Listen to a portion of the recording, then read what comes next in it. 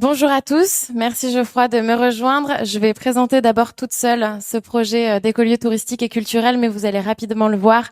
Geoffroy est un plus qu'un soutien puisqu'il est avec moi cofondateur de cette idée, l'Éventail. Avant de commencer à vous présenter ce qu'est un écolieu touristique et culturel, j'ai pour vous deux premières questions. La première, c'est 1290, qu'est-ce que c'est? En face, 0. Qu'est-ce que c'est? 1290, ce sont le nombre d'oasis, d'écolieux qui existent en France. 0, c'est le nombre d'écolieux qui existent autour de Reims. Qu'est-ce qu'un écolieu? C'est un endroit où se croisent culture, tourisme et écologie pour inventer un autre monde. Nous avons fait le choix d'appeler le nôtre l'Éventail, puisqu'il doit être ouvert à toutes et à tous.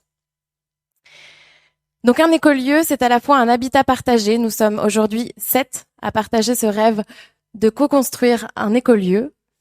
Il comprendra aussi un tiers-lieu culturel autour du vivant. Le vivant sous deux formes. La première, la valorisation de la biodiversité. La deuxième, les spectacles d'art vivant. La danse, le théâtre, le slam, et j'en passe, le cirque, et j'en passe. Vous vous dites sans doute que je suis gentille avec mon projet d'écolieu et qu'on est gentil à vouloir habiter ensemble. Seulement, il faut que tout ça fonctionne économiquement parlant. Geoffroy comme moi, on a passé en tout cas par le domaine du tourisme. On a beaucoup voyagé tous les deux et on a à cœur d'accueillir des gens sur notre lieu. Et c'est ce qui ferait la démarche économique de notre projet. Ce sont les hébergements touristiques.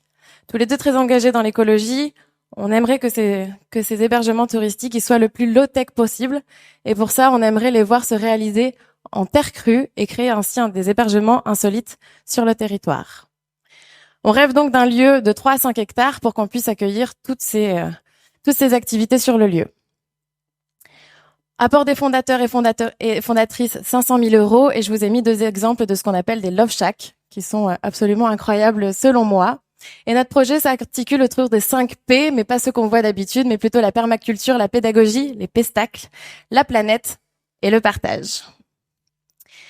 Je vous l'ai dit, nous sommes 7, 5 adultes, 2 enfants. Ce sont les 2 filles de Geoffroy. Je vous ai mis les différentes photos qu'on a pu réaliser ensemble avec les dates de la création de ce projet qui est un projet collectif. Et je reprends ce que disait Sylvain en début de pitch, c'est que seul on va plus vite et ensemble on va plus loin.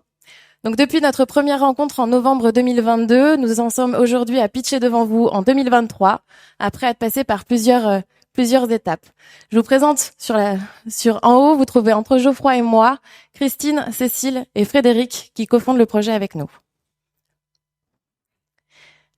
Et enfin, auriez-vous une idée d'un endroit où nous installer ?